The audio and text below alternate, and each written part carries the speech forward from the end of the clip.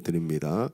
자, 오늘 주시는 말씀은 사무엘하 말씀 이어가도록 하겠습니다. 사무엘하 7장 1절에서 17절까지 말씀입니다.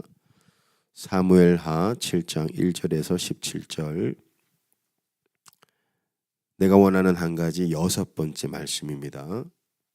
사무엘하 7장 1절에서 17절 제가 읽습니다. 여호와께서 주위의 모든 원수를 무찌르사 왕으로 궁에 평안히 살게 하신 때에 왕이 선지자 나단에게 이르되 볼지어다 나는 백향목 궁에 살거늘 하나님의 궤는 휘장 가운데 있도다. 나단이 왕께 아뢰되 여호와께서 왕과 함께 계시니 마음에 있는 모든 것을 행하소서 하니라. 그 밤에 여호와의 말씀이 나단에게 임하여 이르시되 가서 내 종 다윗에게 말하기를 여호와께서 이와 같이 말씀하시되 네가 나를 위하여 내가 살 집을 건축하겠느냐. 내가 이스라엘 자손을 애굽에서 인도하여 내던 날부터 오늘까지 집에 살지 아니하고 장막과 성막 안에 다녔나니 이스라엘 자손과 더불어 다니는 모든 곳에서 내가 내 백성 이스라엘을 먹이라고 명령한 이스라엘 어느 지파들 가운데 하나에게 내가 말하기를 너희가 어찌하여 나를 위하여 백향목집을 건축하지 아니하였느냐고 말하였느냐. 그러므로 이제 내 종 다윗에게 이와 같이 말하라. 만군의 여호와께서 이와 같이 말씀하시기를 내가 너를 목장 곧 양을 따르는 데에서 데려다가 내 백성 이스라엘의 주권자로 삼고 네가 가는 모든 곳에서 내가 너와 함께 있어 네 모든 원수를 네 앞에서 멸하였은즉 땅에서 위대한 자들의 이름같이 내 이름을 위대하게 만들어 주리라. 내가 또 내 백성 이스라엘을 위하여 한 곳을 정하여 그를 심고 그를 거주하게 하고 다시 옮기지 못하게 하며 악한 종류로 전과 같이 그들을 해하지 못하게 하여 전에 내가 사사에게 명령하여 내 백성 이스라엘을 다스리던 때와 같지 아니하게 하고 너를 모든 원수에게서 벗어나 편히 쉬게 하리라. 여호와가 또 내게 이르노니 여호와가 너를 위하여 집을 짓고 내 수완이 차서 네 조상들과 함께 누울 때에 내가 네 몸에서 날 네 씨를 네 뒤에 세워 그의 나라를 견고하게 하리라. 그는 내 이름을 위하여 집을 건축할 것이요 나는 그의 나라 왕위를 영원히 견고하게 하리라. 나는 그에게 아버지가 되고 그는 내게 아들이 되리니 그가 만일 죄를 범하면 내가 사람의 매와 인생의 채찍으로 징계하려니와 내가 네 앞에서 물러나게 한 사울에게서 내 은총을 빼앗은 것처럼 그에게서 빼앗지는 아니하리라. 내 집과 네 나라가 내 앞에서 영원히 보존되고 네 왕위가 영원히 견고하리라 하셨다 하라. 나단이 이 모든 말씀들과 이 모든 계시대로 다윗에게 말하니라. 아멘. 아멘. 자, 우리가 하나님 그분과의 깊은 관계 그 교제 안으로 지금 들어가고 있습니다. 저희가 지난 우리 13주년 예배 이후부터 이제 이번 주가 되면 한 달이 지납니다. 제가 우리 제자 훈련할 때 또 우리가 모임을 할 때 성도들께 간증을 부탁을 해요. 그러면은 다들 한 분 한 분씩 귀한 간증하시는데 목사님 내가 새롭게 신앙생활 하는 것 같아요. 이런 고백들 많이 하시더라고요. 주님을 다시 만난 것 같아요. 그런 말씀 많이 하시고 요즘에 사는 게 너무 행복하다는 거예요. 이것이 어디에서 올까? 바로 주님과의 관계에서 온다는 거죠. 그래서 이번 5월달 우리가 내가 원하는 한 가지라는 제목으로 5번 말씀을 전했고 새벽에도 말씀 전하고 있고 6월 한 달 동안 이 주제를 가지고 말씀을 좀 더 나눠야 이 말씀이 우리 삶 가운데 정말 스며들 것 같아요. 오늘 오후 3시 반부터 5시까지는 우리 사역자들이 회의를 하는 시간입니다. 지금까지는요. 사역을 위한 회의를 했었어요. 사역을 잘하기 위해서 또 빠진 게 없는지 또 우리가 메이크업 해야 될 건 없는지 근데 오늘부터는 우리가 하나님의 임재를 나눴어요. 먼저 주님의 임재 연습이라는 책을 서로 나누고 한 주 동안 어떻게 주님과 동행했는지를 나누고 또 같이 기도하고 또 사역을 나눴습니다. 더 풍성한 것 같아요. 이게 사역이 중요한 게 아니구나. 물론 사역 중요하지만은 사역자 한 사람 한 사람이 주님과 교제하고 주님과 동행할 때 하나님께서 사역하시는구나. 우리가 한다고 생각했거든요. 그게 아니고 우리가 할 일은 주님과의 깊은 사랑과 교제 속에 들어가는 것. 우리의 사역은 주님이 도와주시더라고요. 지금 이러한 새로운 영적 단계로 우리가 다 들어가고 있습니다.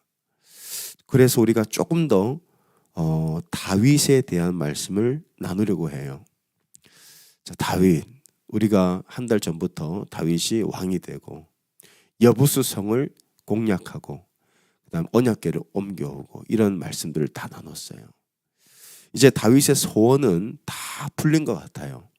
광야도 끝나고 전쟁도 다 승리하고 잃어버렸던 영토도 블레셋으로 찾아오고 그리고 언약궤도 무사히 옮겨왔습니다. 자, 그런데 다윗에게 한 가지 소원이 여전히 남아 있었어요. 그게 뭔가 보니까 성전을 짓는 것. 하나님, 내 평생에 소원이 있습니다. 내 평생 소원은 내가 장수하는 것도 아니고 내가 돈을 더 많이 가지는 것도 아니고 내 이름이 더 유명해지는 것도 아니고 내 평생 소원은 내가 사는 날 동안 성전을 짓게 해 주십시오. 이게 다윗의 소원이었어요. 왜냐하면 그 당시에 여러분 바알과 아세라 신들이 그 가나안 민족들을 지배하고 있었거든요. 근데 바알 신과 아세라 신 제가 사실은 좌로 화면을 준비했는데 우리 유스 아이들도 있고 또 청년들도 있고 그래서 좀 적합하지 않아서 그만큼 낯뜨거운 형상입니다.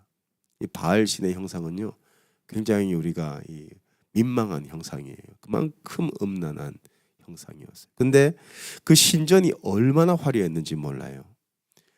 정말 아름다운 보석으로 술을 넣고 조각가들이 그런 것들을 이렇게 아주 아름답게 만들어 놨어요. 근데 다윗은 그걸 알았단 말이에요. 저 바알 신, 아세라 신, 저 이방 신들조차도 저렇게 화려한 신전에 거하는데 우리 하나님은 어디 계세요? 커튼 안에 있는 거예요. 그냥 회막 안에 그냥 아주 초라하게 있는 거예요. 근데 거기까지는 그래도 감당할 만한데 자기를 보는 거예요. 야, 나는 지금 궁에 사는데 백향목 궁에 사는데 하나님의 그 언약궤는 저 휘장 아래 있니 말이 안 된다는 거예요. 그래서 다윗이 선지자 나단에게 이야기합니다. 내가 내 평생 사는 소원이 하나님의 성전을 짓게 해달라고. 그때 나단이 이런 얘기를 해요. 여호와께서 왕과 함께 계시니까 원하는 대로 하십시오. 그렇게 이야기가 진행이 됩니다. 자, 그래서 2절 3절 보게 되면 왕이 선지자 나단에게 이르되 볼지어다 나는 백향목 궁에 살거늘 하나님의 궤는 휘장 가운데 있도다. 나단이 왕께 아뢰되 여호와께서 왕과 함께 계시니 마음에 있는 모든 것을 행하소서. 나단이 그런 얘기를 하는 이유는 하나님이 다윗과 함께 계셨기 때문에 그것은 하나님께서도 기뻐하신다고 생각을 했던 거예요. 근데 꿈에 그 밤에 4절에 여호와의 말씀이 나단에게 임합니다. 하나님께서 허락하지 않으셨어요. 여러분, 하나님께서 다윗에게 성전을 지으라 명령하지 않으십니다. 아니 다윗이 왕이 되기 전까지도 누구에게도 성전을 지으라고 말씀하지 않으셨어요. 하나님이 원하시는 것은 아름다운 성전에 거하는 게 아니고 하나님이 진짜 원했던 것은요. 하나님의 마음은 다 그 백성들의 안위와 평안과 축복에 있었어요. 나는 괜찮으니까 너희나 가나안 땅에 잘 살라는 거예요.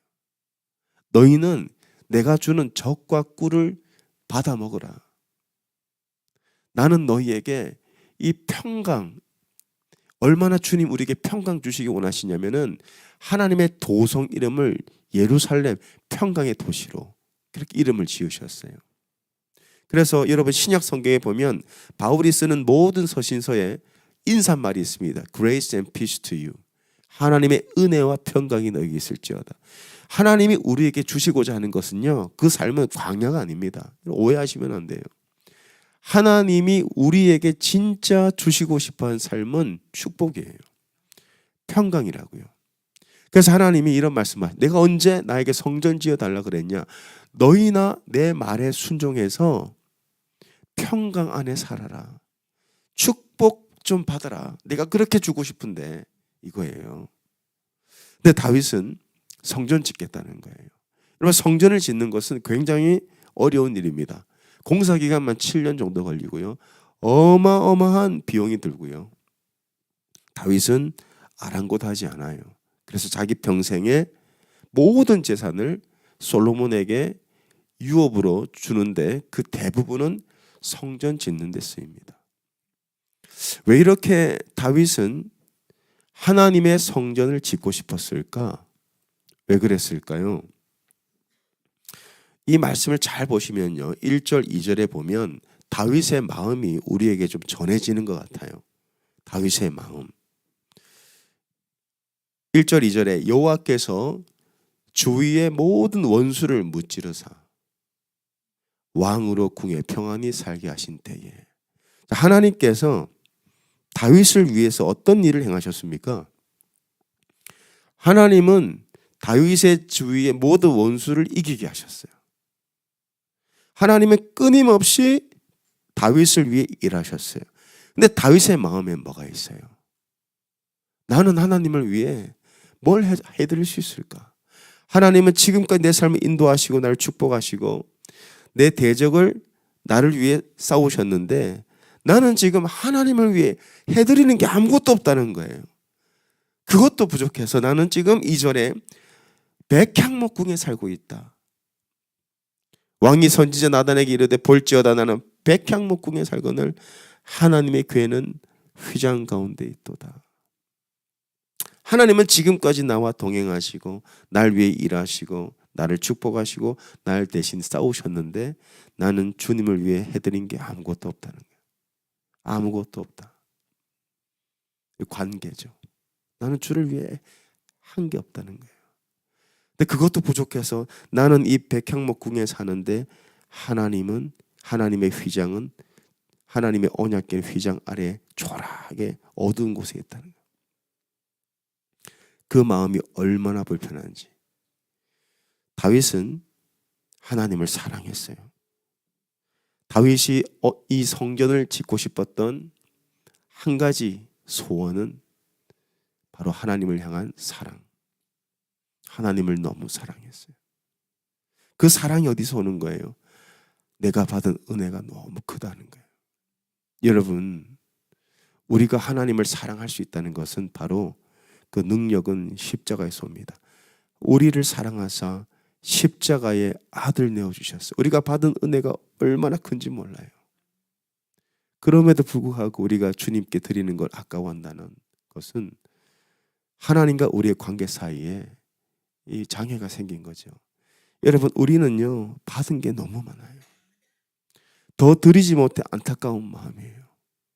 근데 우리가 왜 그 마음속에 머물러 있냐면은 주님을 향한 사랑이 우리에게 필요한 거예요. 주님을 향한 사랑. 다윗이 성전 짓고 싶었던 유일한 이유는 하나님을 사랑했기 때문이에요. 얼마나 사랑했냐? 자, 여러분이 이 2절 말씀을 다시 한번 잘 보시면요, 영어로 보면 이 다윗의 고백 속에 하나님을 어떻게 대하는지를 알게 됩니다. 자, 한번 그 화면을 보겠습니다. 히브리어를 좀 보셔야 되는데, NASB 킹 제임스 버전 성경은 dwell이라는 단어를 쓰거든요. I dwell in a house of cedar. 그 백향목 그 궁에 나는 살고 있다. But the ark of God dwells within tent curtains. 이 동사를 같은 단어를 써요. 나는 지금 백향목 궁에 dwell, 거주하고 있는데 하나님의 언약궤는 커튼 안에, 휘장 아래 거주하고 있다. 의도적으로 같은 히브리어를 씁니다.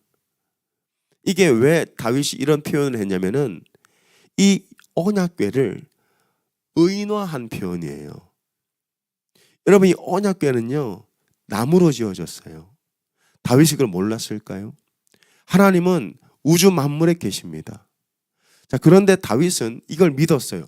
우주 만물의 모든 곳에 계신 하나님의 영이 이 언약궤 위에 있기 때문에 다윗은 이 언약궤를 어떻게 대했냐면 마치 주님이 내 앞에 계신 것처럼 이 언약궤를 의인화했다는 거예요. 사람처럼 대했다고요. 인격적으로 대했다고요. 그래서 다윗은 의도적으로 이 같은 동사를 씁니다. 이 드웰이라는 것은 주어가 사물에 잘 쓰지 않는 단어예요. 사람이 어느 성에 살다, 사람이 어느 집에 살다, 거주하다는 뜻이에요. 거주하다. 나는 지금 이 백향목 궁에 거주하고 있는데 하나님의 언약궤는 저기 휘장 아래 거주하고 있다는 거예요. 이게 불편한 거예요. 그러니까 이 고백 속에서 우리는 뭘 알게 되냐? 다윗은 하나님을 인격적으로 사랑했다는 거예요. 그분을 인격적으로 사랑했다고요. 그런데 다윗 이전에 있었던 사람들, 다윗이 다른 사람들과 뭐가 다른가 하면 다윗 이전에 이스라엘 백성들은 하나님의 언약궤를 인격적으로 대하지 않아요. 의인화하지 않고 어떻게 그 언약궤를 대하냐면 도구화시킵니다. 이건 굉장히 큰 차이예요. 다윗은 언약궤를 의인화했고 마치 사람처럼 여겼다는 거죠. 그러나 이스라엘 백성들은 언약궤를 도구화했다. 내 목적을 위해 언약궤를 도구화했다는 거예요. 그래서 다윗이 왕이 되기 전에 언약궤를 블레셋에게 뺏기는 일이 있습니다. 블레셋이 쳐들어왔어요. 전쟁을 하는데 이스라엘 백성들이 이길 수가 없는 거예요. 그래서 이스라엘의 장로들과 영적 지도자들이 한 가지 이 대안을 찾는데 언약궤를 가지고 오자. 실로에 있던 언약궤를 가지고 옵니다. 근데 어떻게 됐죠? 뺏겨요. 왜 뺏깁니까? 말씀 보겠습니다. 다음 화면 보여주세요.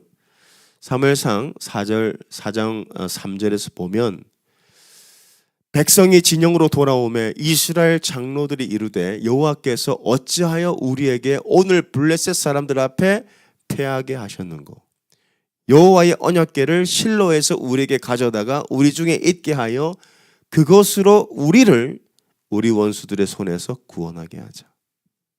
이 언약궤를 어떻게 지금 여기고 대하고 있습니까? 도구화하고 있다고요. 내 목적, 내 꿈을 이루기 위한 하나님을 도구화했다는 거예요. 여러분, 만약에 여러분 친구가 오랜만에 전화를 했어요. 잘 지냈어? 야, 반갑다. 한번 만나자. 그래서 만났어요. 그래서 오랜만에 이런 얘기를 하고 저런 얘기, 결혼은 했냐? 아이는 어떻게 되었냐? 가정은 어떠냐? 직장생활은 어떠냐? 이런 얘기를 하다가 헤어질 쯤 돼서 본론을 꺼내죠. 사실 내가 얼마 전에 사업을 시작했는데 투자 좀 해. 혹은 내가 지금 너무 지금 상황이 어려워서 혹시 돈을 좀 빌릴 수 있겠어? 아니면 내가 지금 물건을 팔아야 되는데 이거 좀 사달라고. 그렇게 되면 그 만남을 왜 한 거예요? 장사하려고 만난 거 아니에요? 나를 도구화한 거죠. 그러면 여러분, 나를 이용한 거 아니에요? 그 사람 또 만납니까? 안 만나요. 여러분, 우리는 인격적 관계를 원해요. 만약에 누군가가 나를 도구화한다든지 나를 이용하려고 하면 여러분, 그 사람과 관계를 아마 정리할 거예요. 그런데 우리는 지나치게 자주 하나님을 도구화합니다. 나의 목적을 위해서 하나님의 힘이 필요한 거예요. 하나님 그분이 필요한 게 아니고. 그래서 언약궤를 가지고 왔지만 이 언약궤는 그냥 나무에 불과했던 거예요. 왜? 하나님이 함께 오지 않으셨어요. 하나님은 누구에게 임재하지 않느냐? 하나님을 도구화하는 자에게는 주님 임재하지 않아요. 제가 예전 대학교 때 아주 친한 친구가 연락이 왔어요. 아주 좋은 아르바이트 잡이 있다는 거예요. 그러면서 너무 쉽게 돈을 벌 수 있대요. 그래서 제가 갔죠. 가만히 있기만, 앉아 있기만 해도 그 얼마나 이 월급을 준다는 거예요. 갔어요. 진짜 앉아 있기만 했어요. 근데 알고 보니까 거기가 앉아서 강의만 들으면 된다는 거예요. 그래서 앉아서 강의만 들으면 돈을 준대요. 열심히 앉아서 들었어요. 떠날 때 보니까 다단계더라고요. 네. 친한 친구였습니다. 근데 저를 속인 거죠. 저를 이용해서 자기는 친구를 몇 명 데려오면 또 자기는 돈을 받는 거예요. 네. 그러니까 나를 이용한 거예요. 그때부터 그 친구와 교제를 하지 않았어요. 여러분, 심지어 누군가가 나를 사용하려고 하면, 누군가가 나를 이용하려고만 해도 우리는 만남을 거리끼게 됩니다. 자, 그런데 이스라엘 백성들은 그 하나님의 언약궤를 어떻게 대했죠? 인격적으로 대하지 않아요. 그 하나님의 언약궤에 임재해 있던 하나님을 인격적으로 사랑한 게 아니고 도구적으로 이용하려고 했던 거예요. 그런데 다윗은 달라요. 다윗은 그 하나님의 언약궤를 도구적으로 여기지 않고 인격적으로 사랑했습니다. 그래서 이 고백을 하는 거예요. 그 언약궤를 의인화한다고요. 나는 이 왕궁에 사는데 하나님의 언약궤는 저 휘장 아래에 살고 있구나. 개역개정 성경은 이렇게 번역을 했습니다. 나는 백향목궁에 살거늘 하나님의 궤는 휘장 가운데 있도다. 이 있도다라는 말씀보다 좀 더 정확한 번역은 하나님의 궤는 휘장 가운데 살도다. 다윗은요, 하나님을 의인화하고 하나님을 인격적으로 그분과 교제했던 거예요. 그래서 다윗은 하나님을 사랑했기 때문에 내가 살고 있는 이 환경이 내 몸은 너무 편하고 나는 너무 유익하지만은 하나님 앞에 서면 늘 죄인의 모습인 거예요. 하나님은 나에게 이렇게 많이 은혜를 베푸시고 나에게 이렇게 많은 선을 베푸셨는데 하나님, 이건 말이 안 됩니다. 하나님, 죄송합니다. 내가 내 힘을 다해서 성전을 짓게 해주십시오. 이게 다윗의 고백이었어요. 그런데 이스라엘 백성들은요, 어떻게든 하나님을 도구화하고 필요 없으면 어떻게 합니까? 도구화하든지 아니면 방치했어요. 방치했다고요. 그래서 이 역대상 13장 3절 보면 사울 때에 왜 하나님이 사울과 동행하지 않았냐? 왜 하나님이 사울을 버리셨냐? 물론 순종하지 않고 여러 가지 이유가 있겠지만은 더 근원적인 이유를 보면 바로 이겁니다. 사울은 하나님을 방치했어요. 사울은요, 언약궤 앞에 나가질 않았어요. 이스라엘 백성들은 언약궤를 도구화하든지 방치하든지. 그럼 만약에 여러분 자녀가 있습니다. 열심히 사랑해서 키웠어요. 장성한 후에 자녀가 부모를 방치해요.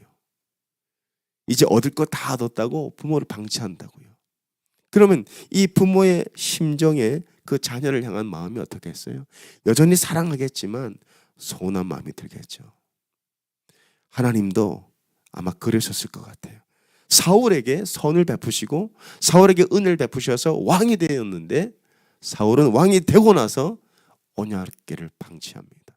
찾아가지 않아요. 자기 목적 다 이뤘다는 거예요. 근데 다윗을 보십시오. 이미 왕이 되었습니다.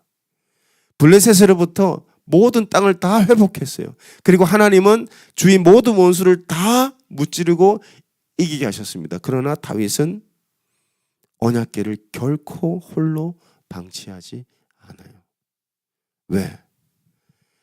다윗은 그 언약궤를 도구화한다든지 목적을 위해 잠깐 그 힘을 빌리는데 의미를 두지 않아요. 다윗은 거기 계신 주님과의 사랑의 관계 속에 살기를 원했어요. 그 관계를 원했다고요, 다윗은. 그래서 다윗은요, 성경을 쭉 살펴보면 이 언약궤가 출애굽기부터 나와요. 모세를 통해 만들어지죠. 쭉 언약궤를 살펴보면 다윗은 하나님의 첫사랑. 다윗은 하나님의 첫사랑이에요. 그 누구도 다윗만큼 하나님을 사랑한 사람이 없어요. 언약궤가 지어지고 나서 그 누구도. 그래서 하나님께서 다윗을 특별히 여기신 겁니다. 그러면서 모든 이스라엘 백성들은 그 언약궤를 도구화하고 방치했지만 오직 다윗만큼은 달랐어요. 그 언약궤에 임재하신 주님을 의인화하고 그분과 계속 인격적인 관계 속에서 주님을 사랑했어요. 그 사랑이 너무 컸기 때문에 내가 백향목궁에 사는 게 불편했다고요. 내가 이렇게 사는 게 맞나? 여러분, 근데 우리의 마음은 어떻습니까? 하나님의 은혜를 어쩌면 당연하게 여기다가 내가 이렇게 편안하게 살다가 조금 삶이 막히고 어려워지면요, 오히려 서운한 마음을 드러내요. 여러분, 우리가 지금까지 받은 모든 은혜와 모든 축복은 절대 당연한 게 아닙니다. 하나님의 은혜예요. 우리는 이 은혜에 대한 빚진 마음, 하나님, 내가 무엇이간데 나를 이렇게 사랑해 주십니까? 내가 도대체 무엇이길래 나를 이렇게 축복하십니까? 그러한 빚진 마음, 그러한 감사한 마음, 이러한 마음이 있을 때 우리는 주님을 더 사랑하게 돼요. 근데 그것을 당연하게 여기는 순간 우리는 하나님과 인격적 관계가 아니고 종교적 관계로 빠져버립니다. 그러면 주님 우리와 더 이상 동행하실 수가 없어요. 주님은 언약궤를 도구화하고 언약궤를 방치한 그들과 동행하지 않아요. 하나님께서 다윗에게 감동하신 부분이 바로 이 부분입니다. 그래서 하나님께서 다윗에게 말씀하세요. 4절부터 봅니다. 그 밤에 여호와의 말씀이 나단에게 임하여 이르시되 가서 내 종 다윗에게 말하기를 여호와께서 이와 같이 말씀하시되 네가 나를 위하여 내가 살 집을 건축하겠느냐? 내가 이스라엘 자손을 애굽에서 인도하여 내던 날부터 오늘까지 집에 살지 아니하고 장막과 성막 안에서 다녔나니 이스라엘 자손과 더불어 다니는 모든 곳에서 내가 내 백성 이스라엘을 먹이라고 명령한 이스라엘 어느 지파들 가운데 하나에게 내가 말하기를 너희가 어찌하여 나를 위하여 백향목 집을 건축하지 아니하였느냐고 말했느냐. 하나님은 집을 요구하지 않았어요. 하나님이 요구하신 건 뭡니까?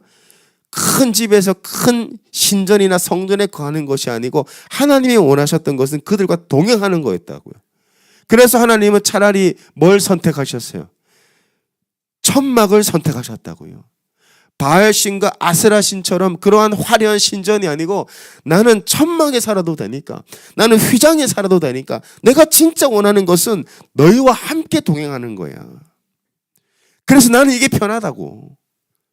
내가 언제 너희들에게 백향목 집을 원했냐? 내가 진짜 원한 거, 이게 하나님의 입장입니다. 하나님의 마음입니다. 내가 진짜 원한 것은 너와 함께 동행하는 거였어. 그래서 내가 천막에 거했던 거야. 여러분, 하늘은 하나님의 보좌고 땅은 그분의 발등상이에요. 여러분, 이 우주 만물이 하나님을 담을 수 있겠습니까? 하나님이 그 성전 원하시겠어요? 하나님이 진짜 원하시는 것은 우리와 함께 교제하시는 거예요. 우리와 함께 동행하시는 거라고요. 근데 다윗은 그걸 알았기 때문에 주님 압니다. 주님 알아요. 그 마음을 알아요. 근데 내가 불편해요. 내가 이 백향목궁에 사는 게 너무 불편해요. 왜? 내가 사는 안위보다 주님을 향한 사랑이 훨씬 컸거든요. 이 사랑 때문에, 이 주님을 향한 사랑 때문에, 이 빚진 마음 때문에 내가 백향목궁에 사는 게 불편해가지고 주님 내 성전 좀 짓게 해주십시오. 7년 걸려도 괜찮아요. 내 전 재산 다 들어도 괜찮아요. 여러분 혹시 미국에서 잘 살고 있죠? 우리가 좋은 집에서, 좋은 환경에서. 근데 내가 주님께 어떤 사랑을 드리고 있습니까? 내가 주님께 사랑을 드리고 있는 것에 대해서, 혹시 드리지 못하는 것에 대해서 불편함이 있습니까? 주님이 원하시는 것은요, 그 사랑의 관계예요. 그 관계 안에 같이 살자. 근데 하나님이 다윗에게 감동 받으신 거예요. 야, 네가 나를 이렇게 사랑하는구나. 네가 나를 이렇게 사랑하는구나. 그러면서 다윗에게 이렇게 말씀하세요. 8절. 그러므로 이제 내 종 다윗에게 이와 같이 말하라. 만군의 여호와께서 이와 같이 말씀하시기를 내가 너를 목장 곧 양을 따르는 데에서 데려다가 내 백성 이스라엘의 주권자로 삼고 네가 가는 모든 곳에서 내가 너와 함께 있어. 네 모든 원수를 네 앞에서 멸하였은즉 땅에서 위대한 자들의 이름과 같이 네 이름을 위대하게 만들어 주리라. 지금 어떤 말씀하셨어요? 다윗의 마음에 감동하셨다고요. 그래서 지금까지 너와 함께 한 것처럼 앞으로도 너와 함께 하겠다. 하나님은 누구와 동행하기 원하십니까? 똑똑한 사람, 능력 있는 사람? 아니에요. 주님을 사랑하는 사람과 함께 있기 원하세요. 그게 주님의 마음이라고요. 이게 하나님이 다윗에게 감동받은 부분이에요. 그래서 이때 하나님이 다윗과 언약을 맺습니다. 내가 너를 절대 떠나지 않을 거야. 내가 네 이름을 위대하게 만들어줄 거야. 네 후손들에서 영원히 왕이 나오게 해줄 거예요. 주님 어디에 감동받으셨어요? 우리의 사랑에 감동받으십니다. 하나님은요, 우리의 사랑에 감동받으신다고요. 그래서 우리가 리더들이 지금 사역자들과 같이 로렌스 형제의 책을 읽고 있어요. 그 책에 이런 내용이 나옵니다. 로렌스 형제는 하나님이 주시는 선물이 아닌 하나님 그분 자체를 구하는데 자신의 부유함이 비롯되었음을 알았다. 나의 부유함이 어디서 온다고요? 그분이 주시는 선물이 아니고 그분 자신을 구하는 것이 나의 부유함이다. 이것이 우리의 부유함 되길 원합니다. 하나님이 감동받으신 거는요, 이 로렌스 형제 다음 글을 보면 그분은 우리가 하는 일의 규모에 감동받지 않으신대요. 그분의 고백에 따르면 그것을 사랑으로 했는지를 보신대요. 사이즈에 감동받지 않는다는 거예요. 작은 일이라도 주님을 사랑하는 마음으로 할 때 주님 감동받으신다. 그러면 주님은 그런 사람과 동행하셔요. 그런 사람과 가까이 하신다고요. 여러분 우리가 주님을 갈망하십니까? 주님 임재를 경험하기 원하십니까? 주님의 임재는요, 우리의 느낌이나 감정이 아니에요. 주님의 임재는 실제라고요. 여러분이 항상 경험하고 살 수 있습니다. 주님의 임재는 특별한 집회나 부흥회나 어떤 특별한 어떤 은사 가운데 이어지는 게 아니고 주님은 항상 우리와 교제하기 원하세요. 항상 우리와 동행하기 원하신다고요. 그러면 언제 주님이 우리와 동행하시냐면은 우리가 주님을 뜨겁게 사랑할 때예요. 그분을 향한 사랑이 우리 안에 충만할 때 주님 우리에게 손을 내밀어 주세요. 그리고 뭐라고 말씀하시냐면 내가 앞으로도 너와 동행하겠다. 주님 약속을 하십니다. 약속하신다고. 내가 영원히 너와 동행하겠다. 내가 영원히 너를 축복하겠다. 여러분 하나님께서 진짜 우리에게 주시고자 하는 삶은요, 축복입니다. 그래서 다윗이 이 약속을 받고요. 이번 주일 우리가 나눌 말씀이 이제 18절부터 다윗의 기도인데 이 기도에 보면 다윗이 하나님의 마음을 알았어요. 그래서 다윗이 뭐라고 기도하는지 보세요. 자, 28절에서 29절 보겠습니다. 다윗이 하나님께 뭘 구하죠? 네, 복을 구해요. 자, 7장 28절 29절 주 여호와여 오직 주는 하나님이시며 주의 말씀들이 참되시니이다. 주께서 이 좋은 것을 주의 종에게 말씀하셨사오니 이제 청하건대 종의 집에 복을 주사 주 앞에 영원히 있게 하옵소서. 그럼 다윗이 구했던 복이 뭡니까? 여러분, 다윗은 이미 넘치는 물질의 복, 그리고 장수의 복 다 받았어요. 자녀도 많이 받았고요. 왕으로서 모든 권세를 받았어요. 근데 다윗이 구한 복은 뭡니까? 주 앞에 영원히 있게 하옵소서. 내가 주님과 영원히 동행하고 싶어요. 이게 다윗의 기도였어요. 저는 이 복을 달라고. 이 복을 달라고. 그러니까 다윗이 이 복을 구합니다. 근데 하나님 어떻게 응답하시냐 보세요. 주 여호와께서 말씀하셨사오니 주의 종의 집이 영원히 복을 받게 하옵소서. 주의 종의 집이 영원히 복을 받게 해달라는 건 뭡니까? 내 자녀들도 내 자손들도 다 하나님과 동행하게 해달라는 그 기도였단 말이에요. 그러니까 29절 다시 말씀 보면 종의 집에 복을 주사 주 앞에 영원히 있게 하옵소서. 내가 주님 앞에 영원히 있었던 것처럼 내 집대 자녀들도 주님 앞에서 살게 해달라는 기도를 올려드리는데 하나님 어떻게 응답하십니까? 8장 이게 응답이에요. 자, 우리가 다윗이 원한 건 뭐예요? 원땡이었어요. 내가 원한 것은 전쟁에서 이기는 것도 아니고, 내가 기도하는 복은 돈을 많이 버는 것도 아니고, 내가 기도했던 복은 내가 오래 사는 것도 아니에요. 근데 내가 원했던 복, 내가 원했던 기도는 주 앞에 있는 거, 무슨 일이 생겨도 주님 앞에 사는 거, 그걸 기도했단 말이죠. 이게 원증이에요. 근데 하나님이 어떻게 응답하시냐면 everything을 주세요. everything을. 뭘 주십니까? 8장 여러분 소제목이 뭐로 나와 있어요? 다윗은 전쟁 승리를 구하지 않았어요. 뭘 구합니까? 내가 주 앞에 살게 하옵소서. 하나님 어떻게 응답하셨어요? 다윗이 어디로 가든지 당연히 이기죠. 왜? 어디로 가든지 주님이 함께 계셨기 때문에. 그러니까 그 삶이 어떻게 응답되느냐. 우리 8장 1절에서 6절까지인데 중요한 말씀이에요. 앞으로 나눌 말씀이지만은 오늘 같이 한번 한 절씩 읽어보겠습니다. 제가 먼저 교독하겠습니다. 그 후에 다윗이 블레셋 사람들을 쳐서 항복을 받고 블레셋 사람들의 손에서 메덱 암마를 빼앗으니라. 또 모압을 쳐서 그들로 땅에 엎드리게 하고 줄로 재어 그 두 줄 길이의 사람은 죽이고 한 줄 길이의 사람은 살리니 모압 사람들이 다윗의 종들이 되어 조공을 드리니라.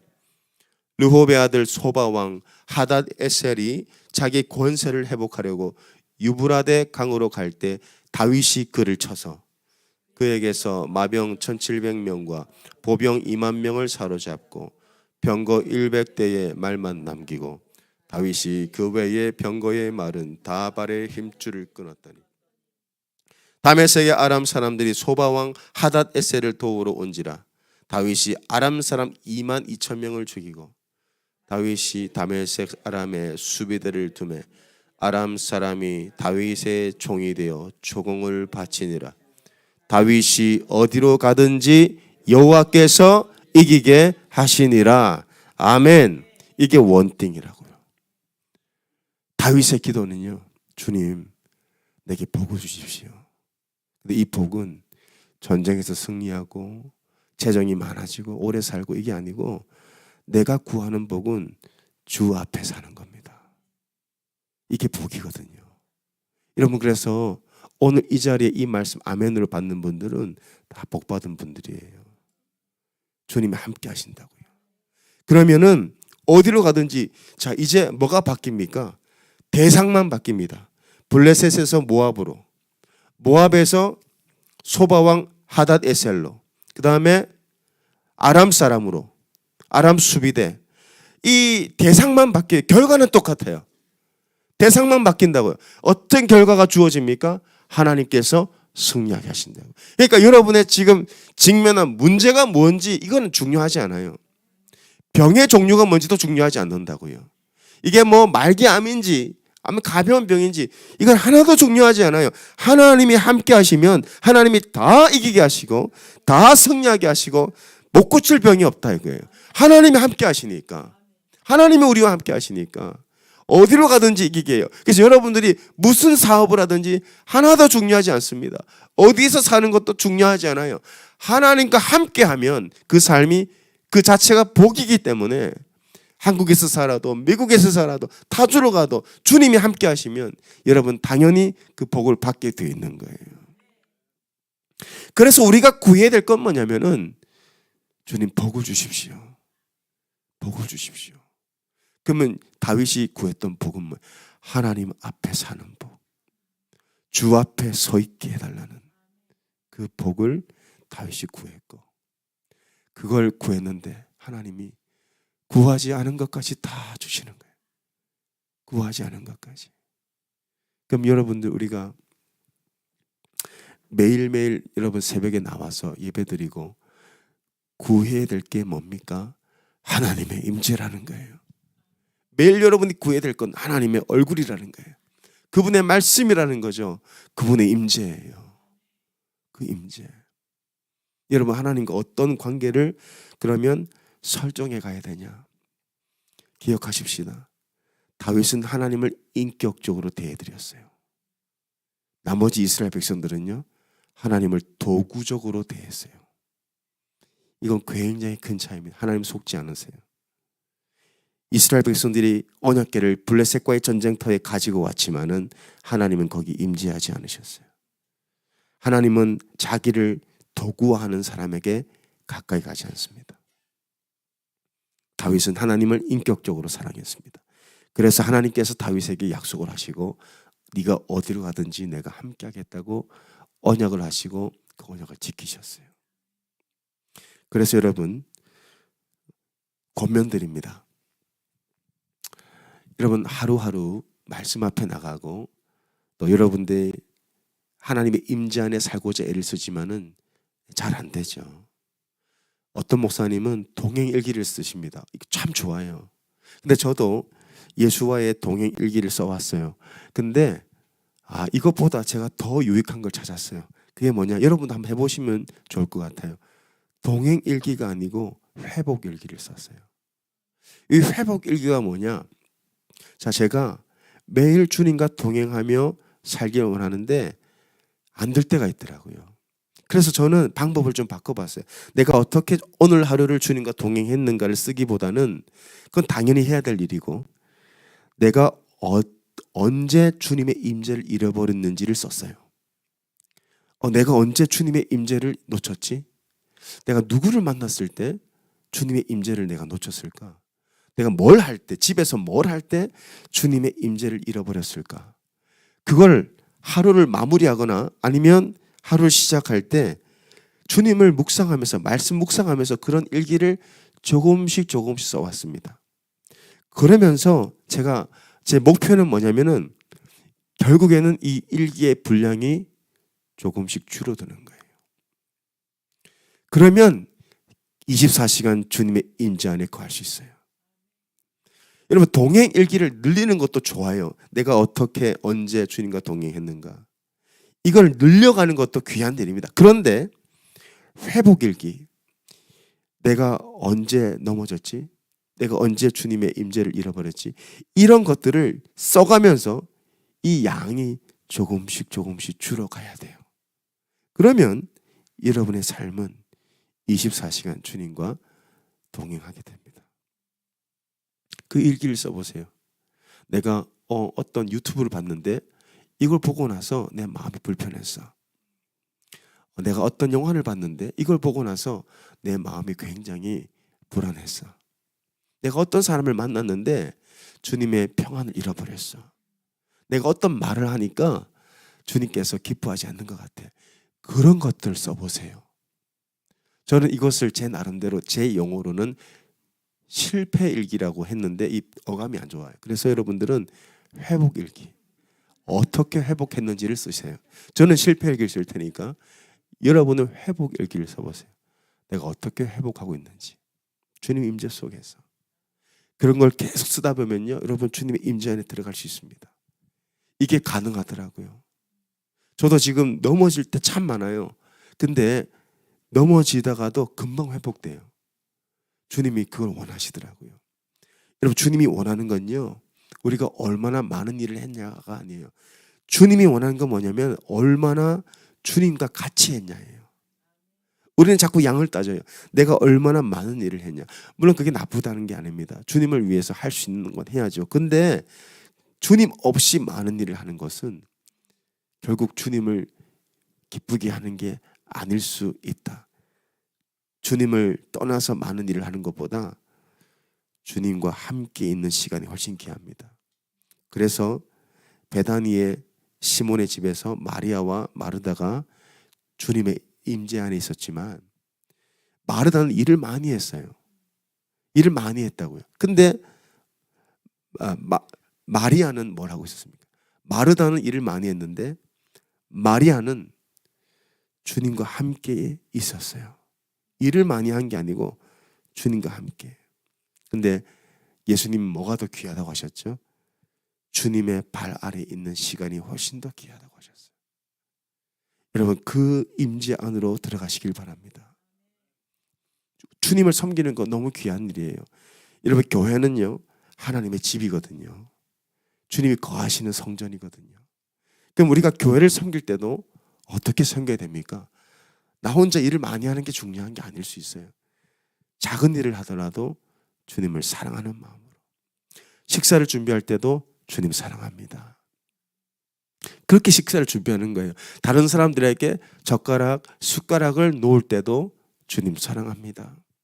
주님께 하듯이 물 한 그릇을 떠드릴 때도 주님 사랑합니다. 주님을 섬기는 마음, 주님을 사랑하는 마음으로 할 때 주님이 우리 가운데 임재하시는 것을 경험하게 됩니다. 주님이 임재하시면요, 그 삶은 놀라워요. 엄청난 축복이 있어요. 어딜 가든지 하나님 이기게 하십니다. 그게 바로 기름 부으심이에요. 어딜 가든지 이기게 돼요. 누구를 만나도 하나님 내 편이 돼주시고 어떤 일을 해도 주님께서 결과를 보게 해주십니다. 이겁니다. 이게 다윗의 열쇠예요. 이 열쇠를 우리에게 주시기 원하세요. 주님이 이 다윗의 열쇠를 줄게. 이 다윗의 열쇠만 가지면 원띵이 되면 에브리띵은 저절로 되는 거야. 주님께서 우리 교회에게, 여러분들에게 이걸 주시고 싶어 하시는 것 같아요. 그래서 여러분들이 주님의 임재 속에 계속 가다 보면요, 주님께서 이제 기적을 행하실 거예요. 놀라운 일을 행하실 거예요. 이제 이 다윗의 삶에 대상만 바뀌지 결과는 항상 승리로 끝납니다. 다윗의 삶에. 그런데 이제 앞으로 볼 내용이지만은 다윗이 하나님의 임재를 잃어버릴 때가 있어요. 그게 11장에 나와요. 해질 무렵에 다윗이 왕궁의 옥상에 올라가서 그 여인과 죄 가운데 범하게 됩니다. 그때 하나님은 이제 다윗과 더 이상 함께 하실 수가 없어요. 여러분, 이게 무슨 얘기를 하냐면은 여러분이 하나님과 동행하다가도 11장을 만나게 돼요. 여러분 11장 한번 가보세요. 사무엘하 11장. 소제목이 뭐라고 써 있습니까? 밧세바예요. 여러분 하나님과 동행하더라도 밧세바를 만날 때가 있다고요. 아무리 하나님과 동행하도 다윗조차도 밧세바를 만났어요. 만났는데 그 밧세바와 몸을 섞습니다. 이게 죄의 유혹이 얼마나 큰지 몰라요. 자, 여러분 우리가 주님과 동행하지만 죄는 늘 틈을 노립니다. 늘 우리를 유혹해서 주님의 임재에서 멀어지게 만들어요. 자, 죄는 100% 하나님의 임재에서 멀어지게 만듭니다. 그래서 여러분 죄는 용서받아요. 그러나 죄는 용서받지만 그 죄 가운데 있는 기간 동안 우리는 주님의 임재를 잃어버리게 돼요. 자, 그러면 성경이 왜 이걸 써놨느냐? 이걸 왜 기록했냐? 이걸 말하고 싶은 거예요. 다윗과 같은 사람도 이 죄 앞에선 철저하게 무능한 모습이 폭로되더라는 거예요. 심지어 다윗처럼 주님을 사랑하고 어딜 가든지 주님과 동행했던 이 다윗조차도 죄 앞에서 무능하더라는 거예요. 그러면 여러분의 삶 가운데도 이 죄의 유혹은 계속 밀려옵니다. 예외는 없을 거예요. 모든 사람들에게 죄의 유혹이 찾아와요. 자, 그러면 이 죄를 이길 수 있는 능력은 어디서 나옵니까? 나의 의지나 결단에서 절대 오지 않습니다. 여러분, 절대 여러분의 의지와 결단을 믿지 마세요. 내가 죄를 안 져야지, 이 반복되는 죄에서 내가 한번 이겨봐야지 해보세요. 잠깐은 이길 수 있지만 우리의 결단과 의지로 이 죄를 이길 수 없습니다. 우리는 가만히 있으면 저절로 죄를 짓는 존재예요. 그게 다윗의 모습이었다고요. 자, 그러면 우리가 어떻게 하면 죄를 이길 수 있냐? 그것이 바로 하나님과의 연합에 있다. 주님의 임재 안에 있으면 죄를 이깁니다. 근데 주님의 임재에서 벗어나면요, 어김없이 우리는 무너져요. 그래서 11장 말씀에 잘 보십시오. 1절 2절 잘 보시면 왜 다윗이 무너졌는지가 이렇게 나와요. 그 해가 돌아와 왕들이 출전할 때가 되매 다윗이 요압과 그에게 있는 그의 부하들과 온 이스라엘 군대를 보내니 그들이 암몬 자손을 멸하고 라빠를 에워싸고 다윗은 예루살렘에 그대로 있더라. 다윗은 혼자 남았습니다.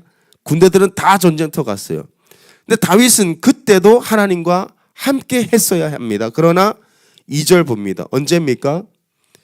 저녁 때 다윗이 어디서? 그의 침상에서 일어나 왕궁 옥상에서 거닐다가 그곳에서 보니 한 여인이 목욕을 하는데 심히 아름다워 보이는지라. 이게 굉장히 중요한 말씀이에요. 자, 우리 교회에서 이 말씀 가지고 훈련 받으신 분 아주 많아요. 이 저녁 때 다윗이 침상에서 일어났죠. 어디로 가요? 옥상으로요. 자, 그러면 이때 다윗은 어디로 갔어야 됩니까? 상번제 앞에 가야 돼요. 다윗은 분명히 언약궤를 모시고 올 때 뭘 입었어요? 에봇을 입었다고요. 그 말은 다윗이 자기 정체성을 왕 같은 제사장의 정체성을 가지고 있었어요. 제사장은 민수기에 보면 아침에 한 번, 저녁 때 한 번 하나님 앞에 번제를 드립니다. 제사를 드린다고요. 근데 다윗은 이때 뭘 합니까? 에봇을 입지 않고 왕복을 입고 옥상에 올라가요. 예배 자리로 가지 않고 세상 꼭대기로 올라간다고요. 하나님의 임재를 놓치는 순간이에요. 그 찰나의 순간이라고요. 그 찰나, 저녁 때 그 찰나에 뭐가 들어옵니까? 죄가 들어와요. 심히 아름다워 보이는지라. 죄가 들어온다. 한 번 들어오니까 끊을 수가 없어요. 한 번 들어오니까, 한 번 문을 열어주니까 이 죄는 깊숙이 침투해서 열매를 낳고 뿌리를 내립니다. 그래서 이 다윗이 돌이킬 기회가 있었어요. 근데 3절에 다윗이 사람을 보내 그 여인을 알아보게 하였더니 그가 아뢰되 그는 엘리암의 딸이요 햇사람 우리아의 아내 바세바가 아니니까. 여기 말씀을 보면 강조하는 거예요. 우리아의 아내가 아닙니까? 라는 뜻이에요. 그 말은 건들지 마세요. 충신 중에 충신 아내 아닙니까? 근데 다윗이 어떻게 해요? 전령을 보내 그 여자를 데려오게 해요. 근데 하나님은 다윗에게 또 한 번의 기회를 주셨어요. 뭐냐? 지금 이 바세바가 어떤 기간이라고요? 4절에? 부정한 기간이에요. 부정한 기간이라고요. 여성의 생리 기간이라고요. 그러면 율법에 따르면 그 하면 안 되는 거예요. 근데 하나님께서 시간을 돌이킬 수 있는 시간 주셨어요. 부정한 기간이었기 때문에. 다윗은 포기하지 않죠. 집요하게 그 여자를 깨끗하게 하고 그 말은 그 부정한 기간이 끝날 때까지 집요하게 기다리다가 그 여자를 집으로 데려 동침해 버립니다. 이게 바로 죄의 권세예요. 여러분, 죄는요, 한 번 문을 열어주면 우리는 계속 탐닉하고 더 깊이 무섭게 빠져듭니다. 문을 열어주면 안 돼요. 이 문을 열어주는 시간은 불과 몇 시간. 저녁 때 몇 시간, 그 하루, 그 찰나 하나님의 임재를 놓치니까 그 틈을 죄가 무섭게 비집고 들어와요. 심지어 다윗조차도. 그러면 우리는 어떨까요? 여러분, 우리가 다윗만큼 주님을 사랑합니까? 우리가 다윗만큼, 다윗이 언약궤가 들어올 때 옷이 벗겨질 정도로 춤을 추는 사람 아닙니까? 우리가 다윗만큼 주님의 임재를 갈망합니까? 아니죠. 이렇게 생각해 보세요. 다윗조차도 그 찰나의 순간에 하나님의 임재에서 벗어나는 순간, 그 죄 앞에 무참하게 무너졌다면 우리는 얼마나 약할까요? 우리는 얼마나 약할까요? 많은 사람들은 죄를 짓고 나서 다윗을 얘기합니다. 거 봐, 다윗도 넘어졌잖아. 나도 넘어질 수 있지. 이건 정당화하라고 기록한 말씀이 아닙니다. 그게 아니고 반대예요. 우리가 얼마나 약한지를 알려주는 거예요. 그러니까 경계하라고요. 하나님의 임재를 놓치는 순간 그 죄는 무섭게 우리를 찾아오게 됩니다.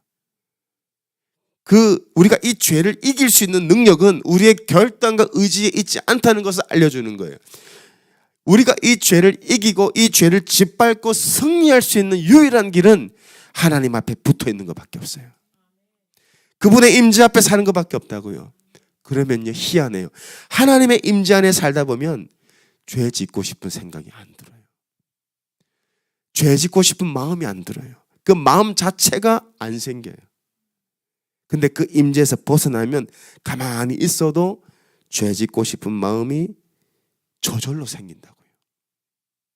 그러면 어떻게 돼요? 죄는 하나님의 임재에서 우리를 멀어지게 만듭니다. 그리고 죄는 모든 문제를 발생시켜요. 다윗의 삶을 보시기 바랍니다. 죄 용서받아요. 하나님 용서하셔서 회복하십니다. 근데 다윗은 말할 수 없는 고통을 겪어냅니다.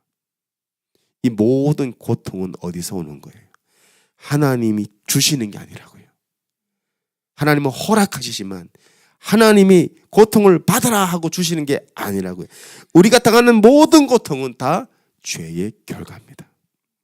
우리가 선택하는 죄의 결과라고요. 근데 우리가 하나님을 선택하고 하나님의 말씀을 선택하고 그분의 임재 안에 살면 주님 우리에게 뭘 약속하셨어요? 어디로 가든지 이기게 하겠다. 어디로 가든지 내가 함께 하겠다. 어디로 가든지 너는 승리할 거야. 내가 너에게 주고자 하는 삶은 복된 삶이야. 이게 하나님의 의도예요. 나는 너에게 복된 삶을 주고 싶어. 내가 너에게 디자인한 삶은 가나안이야. 광야가 아니야. 근데 광야를 왜 들어갑니까? 다윗이 왜 광야로 쫓겨나갑니까? 바로 이 바세바 사건 때문에 광야로 쫓겨나가는 거예요. 아들 압살롬이 죽이려고 다윗은 다시 광야로 쫓겨나갑니다. 그 시간, 그 기간들은 다윗의 선택이에요. 여러분, 하나님은 우리에게 복된 삶을 주시기 원하세요. 복된 삶, 축복의 삶, 승리하는 삶, 이기는 자. 그 삶을 살 수 있는 유일한 다윗의 열쇠는 그분과의 관계에 있습니다. 그분과 연합에 있습니다.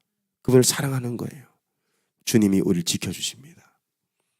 그래서 우리가 오늘도 주님 앞에 이렇게 고백하면 좋겠어요. 주님, 주님을 더 사랑하게 하세요. 주님을 더 사랑하기 원합니다. 내가 주님만 더 알기 원합니다. 주님의 임재 안에 살기 원합니다. 나와 함께하여 주시옵소서. 우리 함께 기도하며 이 찬양 올려드리겠습니다. 주님,